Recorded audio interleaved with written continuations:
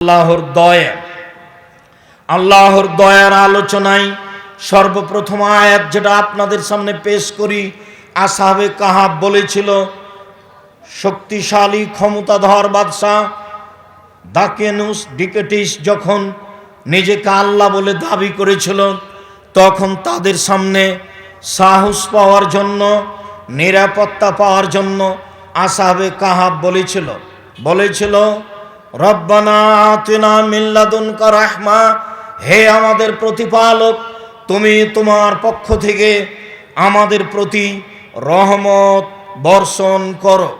ও হাইয়্যি লানা মিন আমরিনা রাশাদা, আর তুমি আমাদের কাজকে সুন্দরভাবে সাজিয়ে দাও যাতে করে আমাদের কথা ও কর্মে কোনো ত্রুটি না হয়।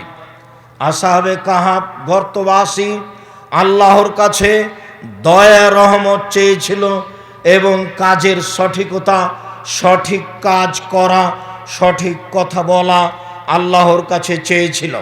সম্মানিত দিনী ভাই বোন, আমাদেরকে আল্লাহর রহমত মাঝে মধ্যে চাইতে হবে, এটাই আল্লাহ আমাদের আদেশ করেছেন, যা আমাদের প্রয়োজন।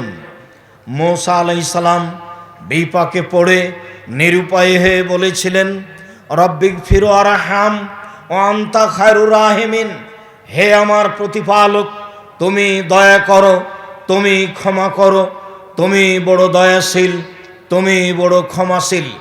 আমি তোমার দয়ার আশাধারী, আমি তোমার ক্ষমার আশাধারী, আমি তোমার রহমতের আশাধারী। আইয়ুব আলাইহিস সালাম দীর্ঘদিন অসুস্থ থাকা অবস্থায় বলেছিলেন আন্নী মাসানিয়াদ দুরর ওয়া আনতা আরহামুর রাহিমিন, হে আমার প্রতিপালক, আমি বড় বিপদে, তুমি বড় দয়াবান। আমি দীর্ঘদিন থেকে অসুস্থ রয়েছি, কোথায় সুস্থতা রয়েছে তা বুঝতে পারি না, কখন সুস্থতা ফিরিয়ে পাব তা আমি বলতে পারছি না। আমি নিরুপায় হয়ে অসুস্থ অবস্থায় বলছি আমি বড় বিপদে, তুমি বড় দয়াবান, তুমি আমাকে বিপদ থেকে উদ্ধার করো। আল্লাহ তাআলা আমভাবে সাধারণ জনগণ, পুরুষ নারী, সকল পুরুষ নারীকে বলেন ইয়া ইবাদিয়াল্লাযীনা আসরাফু আলা আনফুসিহিম লা তাকনাতু মির রাহমাতিল্লাহ ইন্নাল্লাহা ইয়াগফিরুয যুনুবা জামিআ ইন্নাহু হুয়াল গফুরুর রাহিম। আল্লাহ তাআলা বলেন, হে আমার দাস দাসী পুরুষ নারী, মুমিন পুরুষ নারী, তোমরা পাপ করার পরে নিরাশা হয়ো না। পাপ তোমার কত হয়েছে এই বিবেচনা পরে, আমার কথা আগে শুনে রাখো, পাপ করার কারণে নিরাশা হয়ো না, আমি তোমাদের সব পাপ ক্ষমা করে দিব। ইন্নাহু হুয়াল গফুরুর রাহিম, নিশ্চয় তিনি আল্লাহ দয়াশীল, তিনি ক্ষমাশীল, তিনি মানুষকে ক্ষমা করে থাকেন, তিনি মানুষের প্রতি দয়া করে থাকেন। অতএব তোমরা যারা পাপী, পাপের কারণে নিরাশা হয়ো না। আল্লাহ তাআলা বলেন, যা আমরা রাত দিন বলে থাকি, সলাতে প্রথমে পড়ে থাকি সূরা ফাতিহা, আলহামদুলিল্লাহি রাব্বিল আলামিন, বিশ্বজগতের প্রতিপালকের প্রশংসা, আর রহমানুর রহিম, তিনি হচ্ছেন পরম দাতা, দয়ালু, তার দয়ার অভাব নেই, তার রহমতের অভাব নেই। মানুষ তার দয়া রহমতকে বুঝতে পারে না, বোঝার চেষ্টা করে না, বোঝার জন্য কারো কাছে আশ্রয় নেয় না। সম্মানিত দিনী ভাই বোন, আল্লাহ তাআলা নিজেকে ক্ষমাশীল, দয়াশীল প্রমাণ করতে গিয়ে কোরআন মাজিদের যেখানে সেখানে পাতায় পাতায় নিজের পরিচয় দিয়েছেন, নিজের দয়া ও রহমতের কথা বলেছেন। সম্মানিত দিনী ভাই বোন, আবু হুরায়রা রাদিয়াল্লাহু তাআলা আনহু বলেন, রাসূল সাল্লাল্লাহু আলাইহি ওয়াসাল্লাম বলেছেন, লাম্মা খালাকাল্লাহুল খালকা, যখন আল্লাহ তাআলা মাখলুক প্রাণী সৃষ্টি করলেন, পৃথিবী সৃষ্টি করলেন, যখন তার সব কিছু সৃষ্টি করা হয়ে গেল, কাতাবা কেতাবান, তা তিনি লিখিত করলেন, একটা খাতায় লিখলেন। ফাইন্দাহু ফাওকা আরশিহি, তা তার নিকটে রয়েছে, আরশের উপরে সেই খাতাটি তার নিকটে আছে, আরশের উপরে আছে। সেই খাতায় একটা কথা লেখা আছে, তা হচ্ছে ইন্না রাহমাতি সাবাকাত গাযাবি, নিশ্চয় আমার দয়া আমার রাগকে পার করে গেছে। পৃথিবীর মানুষ মনে রেখো, আল্লাহ মানুষের বিচার রাগ দিয়ে করবেন না। আল্লাহ তাআলা বলেন, পৃথিবীর মানুষ মনে রেখো, তোমাদের প্রতিপালক আল্লাহ, তিনি তার রাগ দিয়ে বিচার করবেন না, তিনি বিচার করবেন তার দয়া দিয়ে, যেহেতু তার দয়া তার রাগকে পার করে গেছে। আবু হুরায়রা রাদিয়াল্লাহু তাআলা আনহু বলেন, রাসূল সাল্লাল্লাহু আলাইহি ওয়াসাল্লাম বলেছেন, লাম্মা কাযাল্লাহুল খালকা, যখন আল্লাহ তাআলা মাখলুক সৃষ্টি করার কাজ শেষ করলেন, কাতাবা কিতাবান, তখন তিনি লিখিত করলেন, একটা খাতায় সবকিছু লিখলেন। ফাহু ইনদাহু, তা তার নিকটে রয়েছে, ফাওকা আরশিহি, আরশের উপরে রয়েছে। তাতে লেখা রয়েছে, ইন্না রাহমাতি গাযাবাত গালাবি, নিশ্চয় আমার দয়া আমার রাগকে আমার ক্রোধকে পার করে গেছে। নিশ্চয় আমার দয়া আমার রহমত আমার রাগকে পার করে গেছে। আমি কখনো রাগ দিয়ে মানুষের বিচার করব না, আমি কখনো আমার ক্রোধ দিয়ে মানুষের বিচার করব না, আমি রাগান্বিত অবস্থায় মানুষের বিচার করব না, দয়া দিয়েই করব। আবু হুরায়রা রাদিয়াল্লাহু তাআলা আনহু বলেন, রাসূল সাল্লাল্লাহু আলাইহি সাল্লাম বলেছেন, তাহাজ্জাতিন নার ওয়াল জান্নাহ, বিচারের মাঠে জাহান্নাম এবং জান্নাত আল্লাহর নিকটে হইচই লাগিয়ে দিবে। জান্নাত বলবে, বেমাউ উসিরতো, হে আমার প্রতিপালক, আমাকে দুর্বল অসহায় মানুষ দিয়ে প্রাধান্য দেওয়া হলো কেন? আমার ভিতরে অসহায় নিঃস্ব মানুষ কেন? যারা সমাজে চলতে পারে না, সমাজ যাদের দাম দেয় না, সমাজ যাদের মূল্যায়ন করে না, তারা কেন আমার ভিতরে? এই বলে যখন জান্নাত আল্লাহর নিকটে তর্ক করলো, ঝগড়া পেশ করলো, পক্ষান্তরে জাহান্নাম বলল, হে আমার প্রতিপালক, আমার ভিতরে স্বৈরাচারী অহংকারী বদমেজাজি কেন? উসিরতু বিল মুতাজাব্বিরিন ওয়াল মুতাকাব্বিরিন, অহংকারী স্বৈরাচারী স্বেচ্ছাচারী বদমেজাজি আমার ভিতরে কেন? তখন আল্লাহ তাআলা জান্নাতকে বলেছিলেন, জান্নাত মনে রেখো, ইন্নামা আনতি রাহমাতি আরহামু বিকা মান আশা মিন ইবাদি, তুমি হচ্ছ আমার দয়া। জান্নাত তুমি মনে রেখো, তুমি হচ্ছ আমার দয়া, আমার বান্দাদের যার উপরে আমি দয়া করব, তোমার মাধ্যমে দয়া করব। আমি দয়া করলে তোমাকে দিয়ে দিব, এই জন্য তোমাকে প্রাধান্য দেওয়া হয়েছে অসহায় নিঃস্ব মানুষকে। সাধারণত অসহায় নিঃস্ব মানুষই আল্লাহকে চিনে থাকে, জেনে থাকে। জাহান্নাম তুমি মনে রেখো, ইন্নামা আনতি গাযাবি, নিশ্চয় তুমি আমার রাগ, নিশ্চয় তুমি আমার ক্রোধ। ওয়াদেবু বিকা মান আশা মিন ইবাদি, তোমাকে দিয়ে আমি শাস্তি দিব আমার বান্দার যাকে ইচ্ছে। সবাইকে আমি শাস্তি দিব না, আমি দয়া দিয়েই বিচার করব। তবে আমি যাকে শাস্তি দেওয়ার ইচ্ছা করব, জাহান্নাম তোমাকে দিয়েই করব, যার কারণে তোমার ভিতরে দেওয়া হয়েছে স্বৈরাচারী স্বেচ্ছাচারী অহংকারী বদমেজাজি মানুষকে। সম্মানিত দিনী ভাই বোন, আবু হুরায়রা রাদিয়াল্লাহু তাআলা আনহু বলেন, রাসূল সাল্লাল্লাহু আলাইহি ওয়াসাল্লাম বলেছেন, লা ইয়ালামুল কাফির লা ইয়ালামুল মুমিন মা ইনদাল্লাহি মিনাল উকুবা, যদি মুমিন পুরুষ নারী জানতো আল্লাহর নিকটে কি শাস্তি রয়েছে, যদি মুমিন পুরুষ নারী জানতো আল্লাহর নিকটে কি শাস্তি রয়েছে, মা তামা বে জান্নাতি আহাদুন, তাহলে পৃথিবীর কোনো মানুষ জান্নাতের আশা পোষণ করত না। মানুষ যদি জানতো, মোমেন পুরুষ নারী জানতো যদি আল্লাহর নিকটে কি শাস্তি রয়েছে, তাহলে কেউ জান্নাতের আশা করত না। পরের বাক্যে আল্লাহর নবী বলেন, ওয়ালাউ ইয়ালামুল কাফির মা ইনদাল্লাহি মিনার রাহমা, মানুষ যদি জানতো আল্লাহর কাছে কি দয়া রয়েছে, মানুষ যদি জানতো আল্লাহর কাছে কি রহমত রয়েছে, মা কানাতা মিন জান্নাতিহি আহাদুন, তাহলে পৃথিবীর কোন মানুষ তার জান্নাত হতে নিরাশা হতো না, সবাই জান্নাত পাওয়ার আশা করত।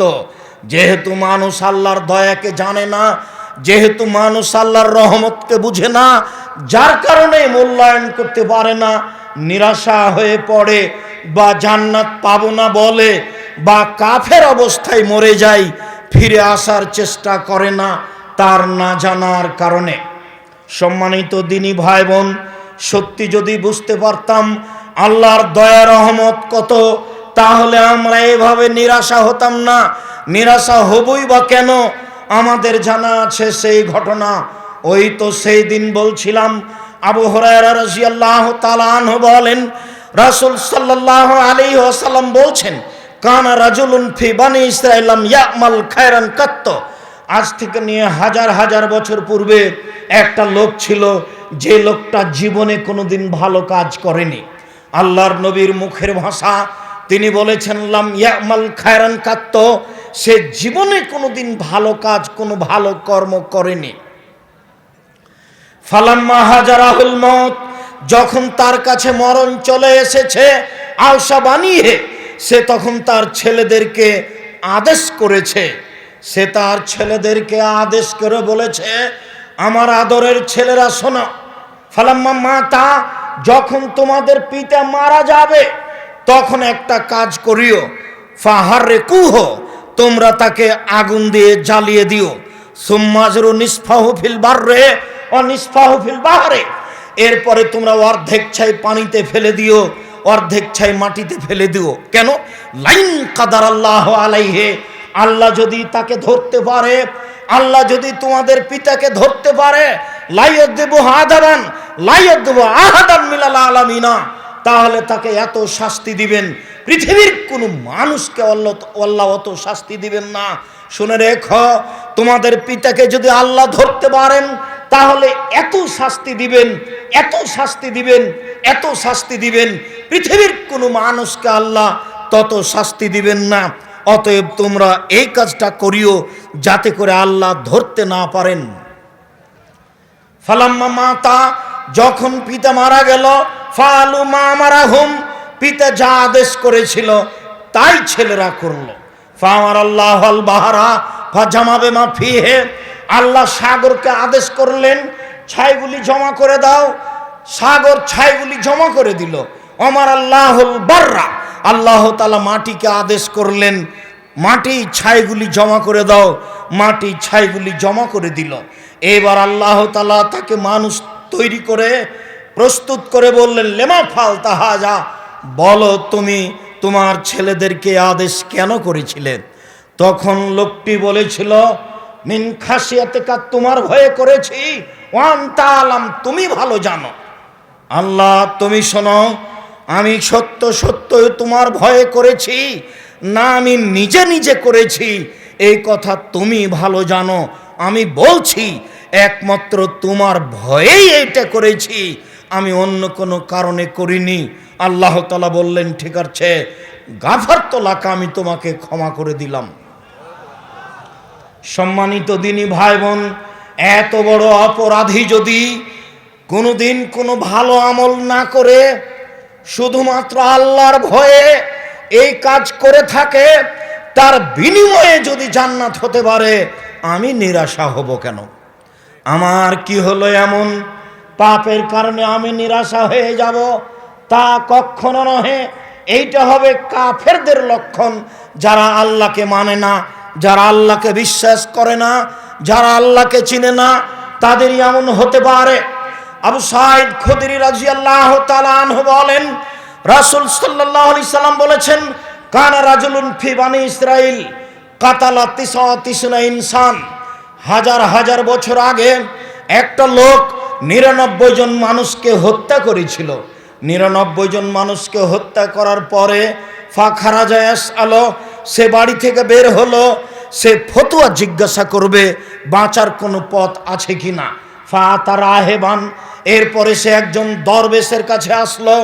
মনে রাখবেন, আলেম আর দরবেশ এক নয়।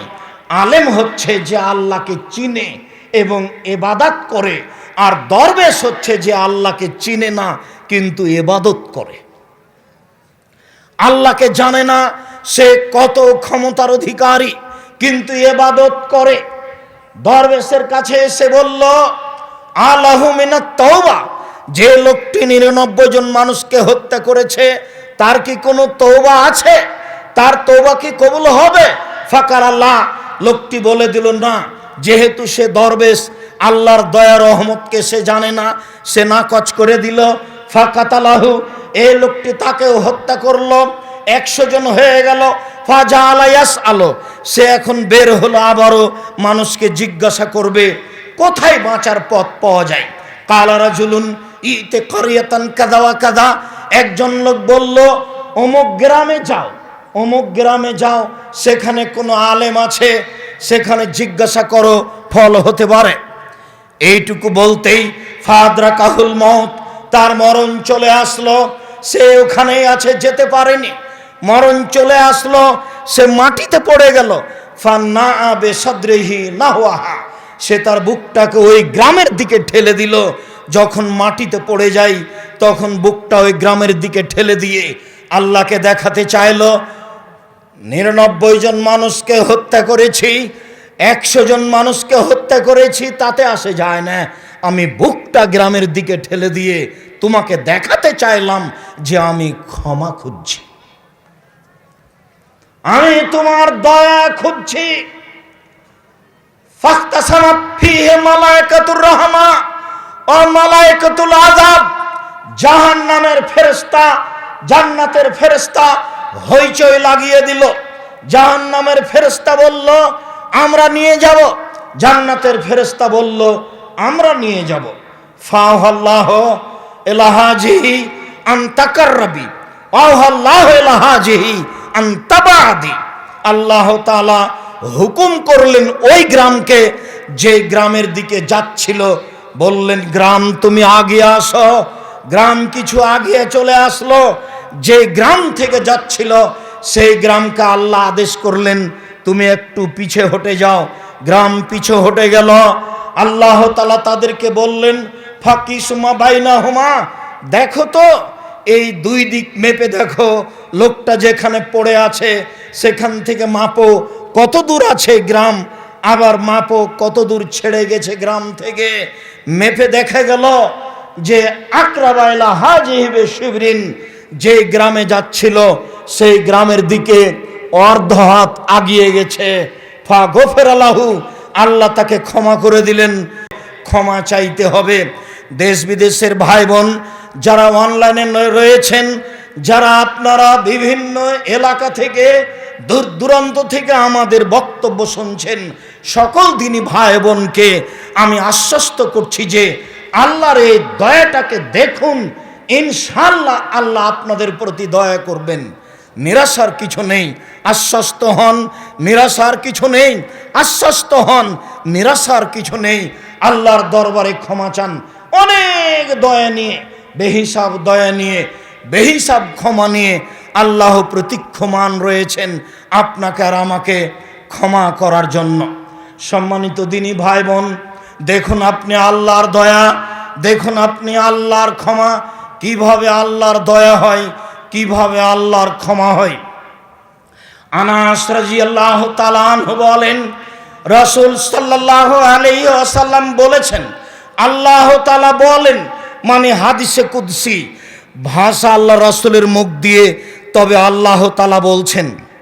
যখন আল্লাহ তাআলা বলেন আর ওই কথাগুলি যদি জিবরাইল আমাদের নবীর সামনে পড়েন, সেইটা হচ্ছে কোরআন।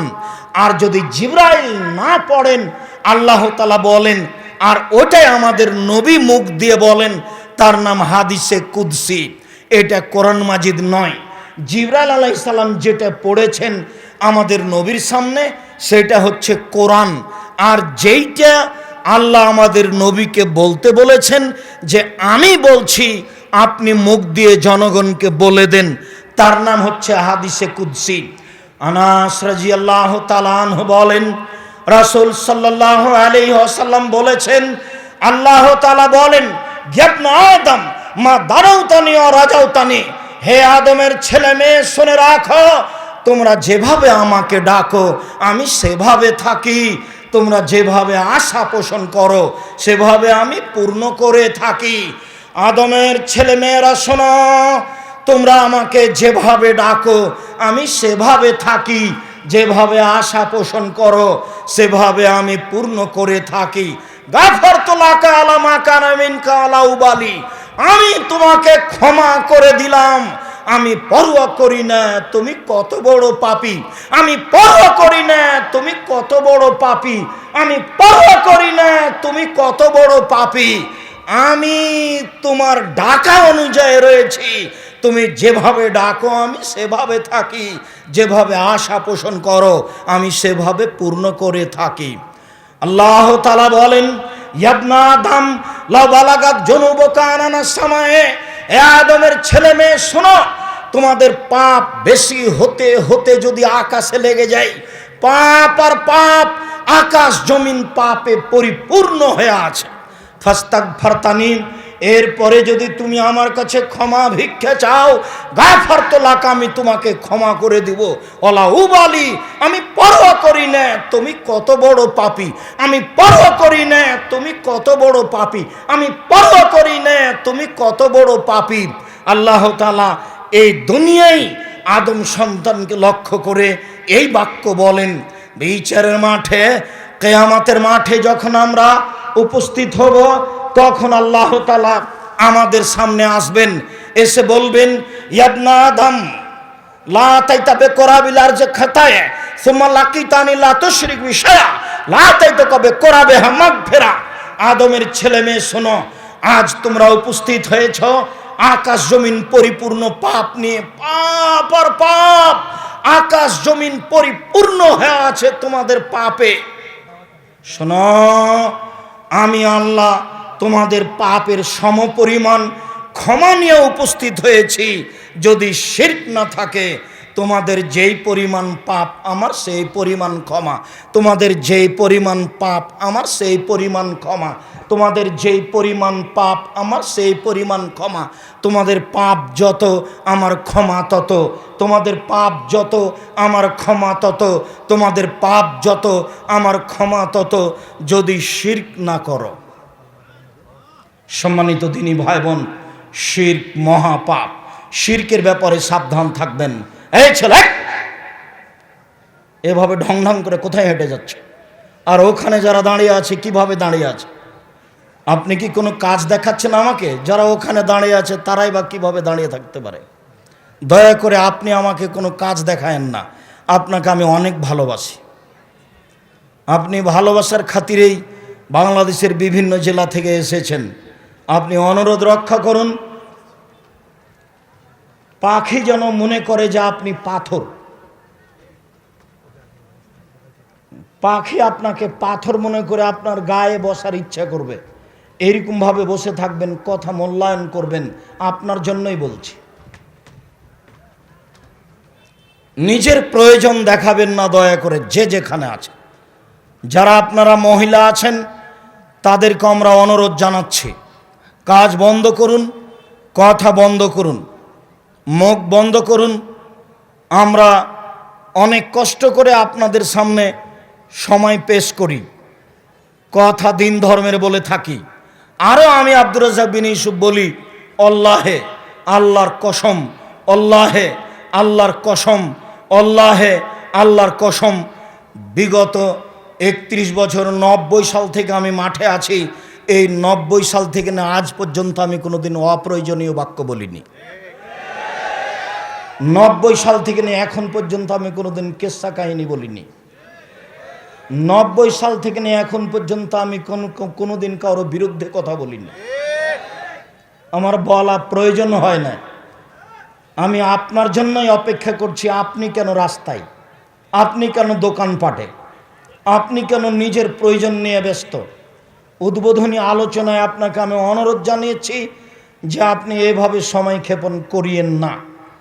এখানে কোনো দলাদলি আলোচনা হয় না, এখানে বিষয়ভিত্তিক কোরআন এবং হাদিসের আলোচনা হয়।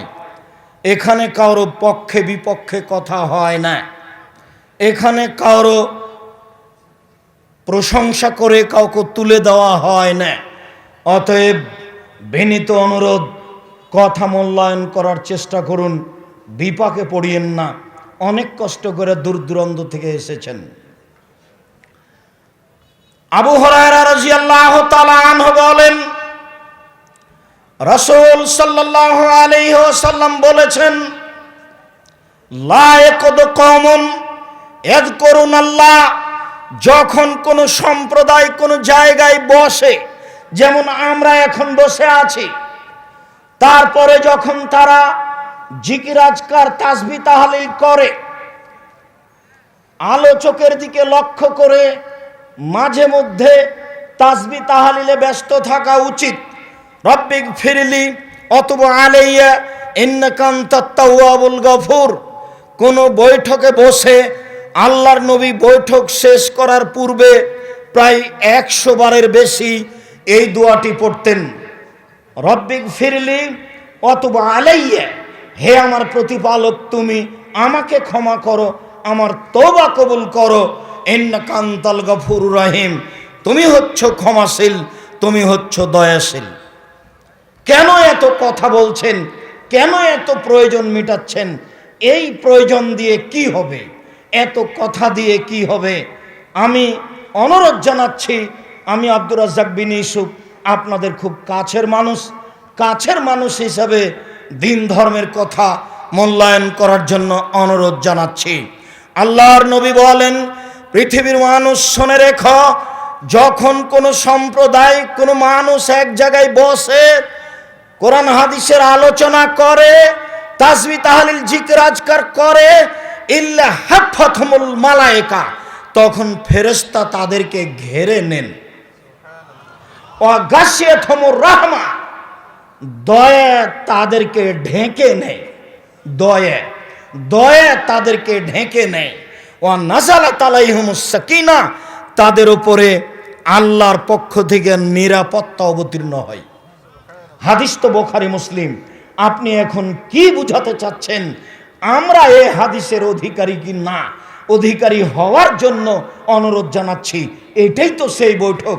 আমি আব্দুর রাজ্জাক বিন ইউসুফ, আমি যেটুকু ভাঙাচোরা কোরআন হাদিস বুঝি, তাতে আপনাকে আমি বলছি, এই বৈঠকই সেই বৈঠক যেই বৈঠকের কথা আল্লাহর নবী বললেন।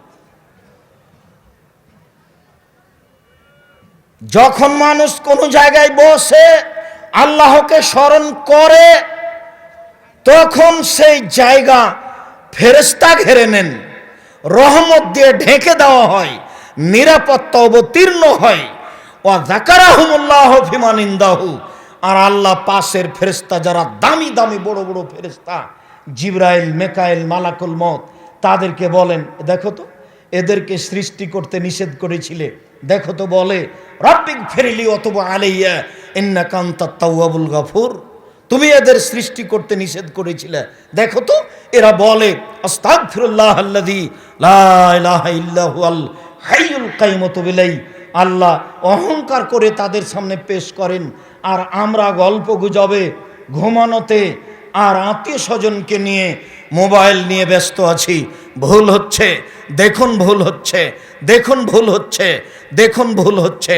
আবু হুরায়রা রাদিয়াল্লাহু তাআলা আনহু বলেন, রাসূল সাল্লাল্লাহু আলাইহি সাল্লাম বলেছেন, মাজতামা কওমুন ফি বাইতিন মিন বুয়ুতিল্লাহ, যখন কোন সম্প্রদায় লোকজন কোন জায়গায় বসে, আল্লাহর কোন ঘরে বসে, ইয়াতলুনা কিতাবাল্লাহে, তারা আল্লাহর কিতাব পড়ে, ওয়া ইয়াতাদারাসুনাহু বাইনাহুম, আপোষে সেই নিয়ে আলোচনা পর্যালোচনা করে, ইল্লা নাযালাত আলাইহিমুস সাকিনা, তখন তাদের উপরে আল্লাহর পক্ষ থেকে নিরাপত্তা অবতীর্ণ হয়। ওয়া গাশিয়াতহুমুর রাহমা, রহমত তাদেরকে ঢেকে নেয়, রহমত দিয়ে ঘিরে দেওয়া হয়। দয়া ও রহমতের আলোচনা আপনার সামনে এই দয়া রহমতের কথাগুলি বলছি। আপনি বুঝতে পারছেন কিনা সম্মানিত দিনী ভাই বোন? দয়া রহমতের কথা আল্লাহর নবী অনেক জায়গাতে বলেছেন। তার দুই একটা পেশ করলাম, আরো দুই একটা পেশ করে আমরা আবারও শেষ কথার দিকে ফিরে যাব।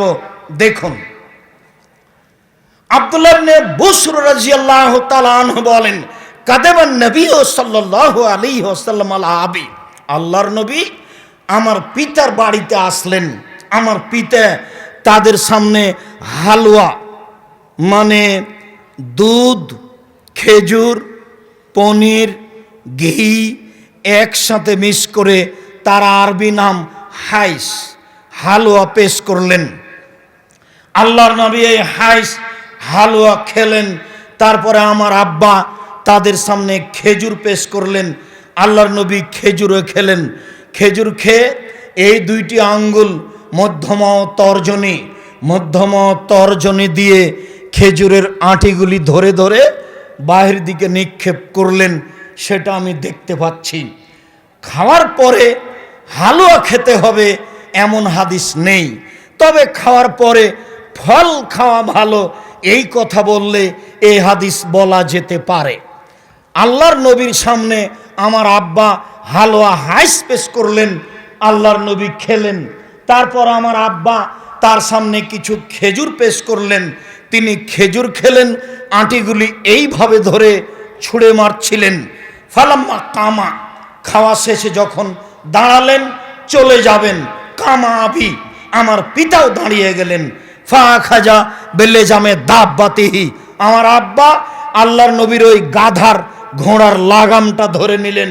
ধরে নিয়ে বললেন, উদুলি উদুল্লাহ আলী, আপনি আমার জন্য আল্লাহর কাছে একটু দোয়া করুন। এদেশে 5 ওয়াক্ত সালাতের পরে হাত তুলে দোয়া না করলে অনেক মসজিদের মুসাল্লিরা বলে, দোয়া করে দেন, এমামতি করছেন দোয়া করে দেন না, মনে হচ্ছে ভাব খান এরকম। আমাকে একদিন বগুড়ায় এক মসজিদে বলা হয়েছিল, তখন আমি উত্তরে বলেছিলাম, আমি কি আপনার কাজের বাড়ির মানুষ? আপনার বাড়িতে আমি কাজ করি নাকি? আপনার বাড়ির কি আমি কাজের মানুষ নাকি? আপনি আমাকে এভাবে আদেশ করছেন কেন? আপনি দোয়া করেন, কে আপনাকে নিষেধ করছে? তা আল্লাহর নবীর এই গাধার লাগাম ধরে নিলেন। ধরে নিয়ে বলছেন, দোয়া করে দেন আমার জন্য। তখন আল্লাহ রাসূল বলছেন, আল্লাহুম্মা বারিক লাহুম ফিমা রাযাকতাহুম, আল্লাহ তুমি এদের যে রুজি দিয়েছো তাতে বরকত দাও। ওয়াগফির লাহুম আরহামহুম, তুমি এদের ক্ষমা করো, এদের প্রতি দয়া করো। দয়া ক্ষমা। আগামীকাল আলোচনা হবে ইনশাআল্লাহ আল্লাহর ক্ষমা। আল্লাহর নবী বললেন, আল্লাহ এদের যে রুজি দিয়েছো তাতে তুমি বরকত দাও।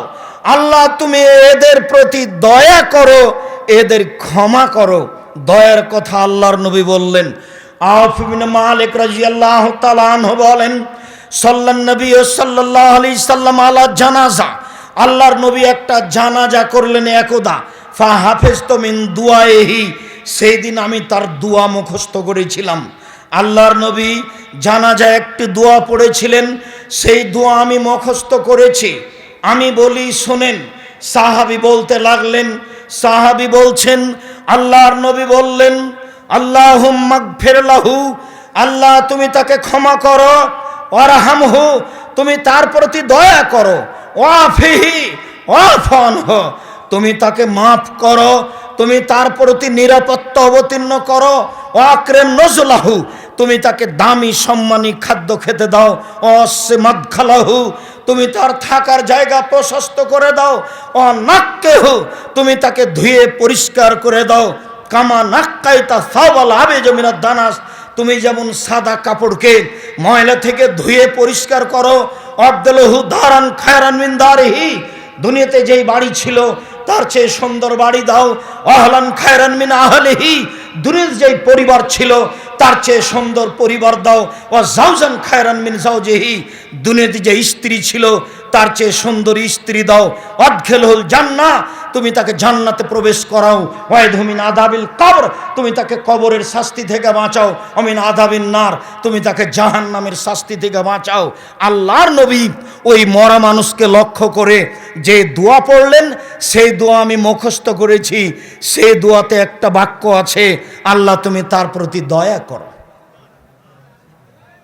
আবু হুরায়রা রাদিয়াল্লাহু তাআলা আনহু বলেন, ইন্না লিল্লাহি মিয়া রাহমা, আল্লাহর নিকটে ছিল 100টি দয়া, আনজালা মিনহা রাহমাতান ওয়াহিদা বাইনাল জিন্নি ওয়াল ইনসি ওয়াল হাম্মে, আল্লাহ তাআলা তার একটি দয়া অবতীর্ণ করলেন জিনের মাঝে, মানুষের মাঝে, চতুষ্পদ প্রাণীর মাঝে, হিংস্র প্রাণীর মাঝে।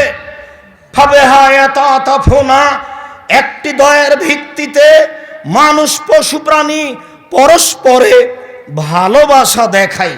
অবেহা ইয়াতারাহামুনা, একটি দয়ার ভাগ পেয়ে পশু প্রাণী মানুষ পরস্পরে দয়া করে থাকে। অবেহা তাতফুল ওয়াহশালা ওয়ালাদেহা, একটি দয়ার ভাগ পেয়ে হিংস্র প্রাণী তার বাচ্চার প্রতি দয়া করে।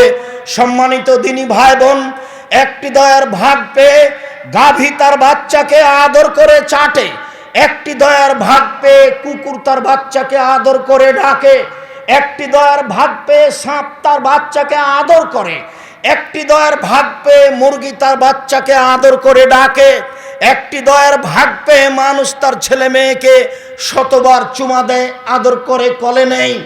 99টি দয়া আখার আল্লাহ তাআলা 39 রহমা, আল্লাহ তাআলা 99টি দয়া রেখে দিয়েছেন নিজের কাছে।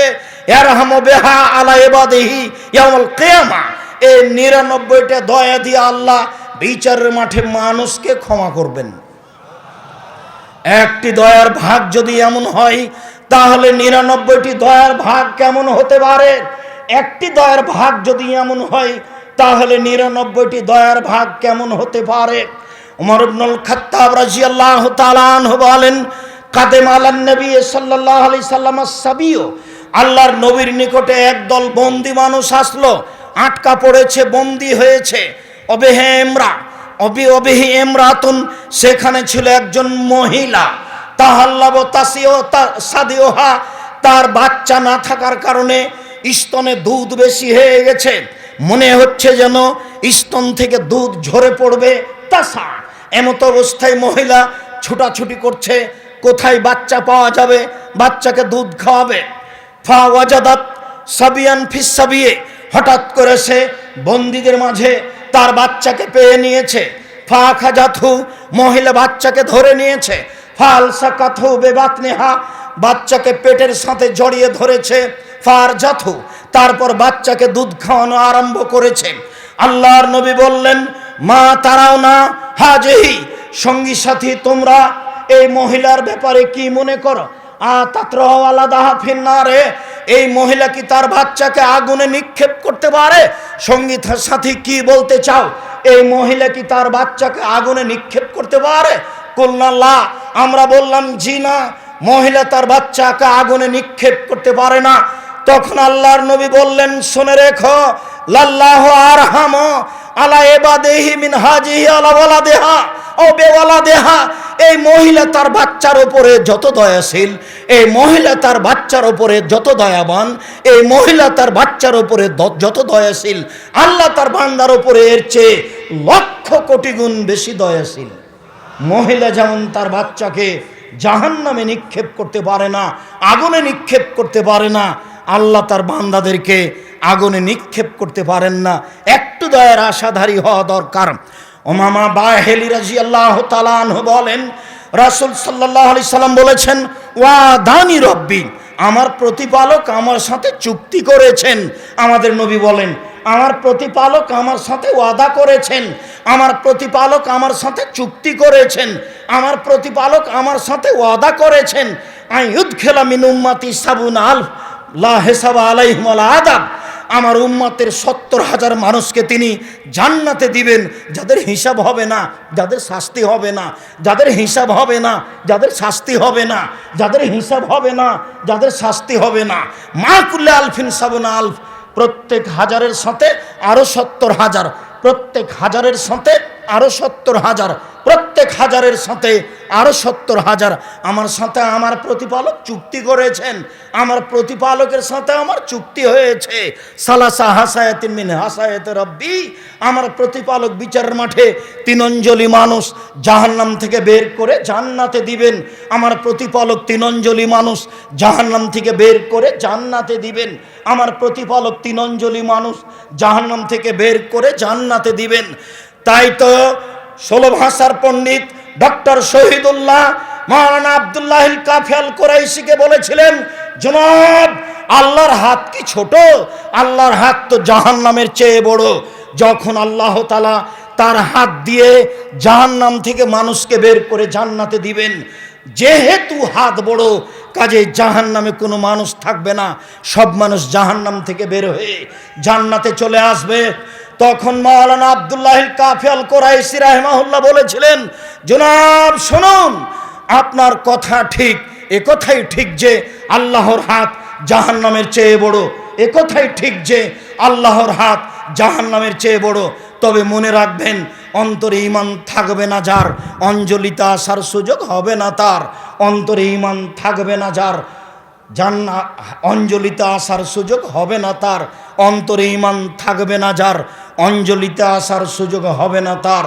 সম্মানিত দিনী ভাই বোন, আমাদের নবী মুহাম্মদ সাল্লাল্লাহু আলাইহি সাল্লাম বলেন, আমার সাথে চুক্তি হয়েছে, আল্লাহ আমার উম্মতের মানুষকে এইভাবে জান্নাতে দিবেন। আল্লাহর রহমত অনেক, আল্লাহর রহমত থেকে নিরাশা হতে হবে না। আল্লাহর দয়া রহমত আমরা পাবো ইনশাআল্লাহ। এই আশা রেখে বাকি জীবন তাকে বলতে হবে, রব্বিগফির ওয়ারহাম ওয়া আনতা খায়রুর রাহিমিন, তুমি দয়া করো, তুমি ক্ষমা করো।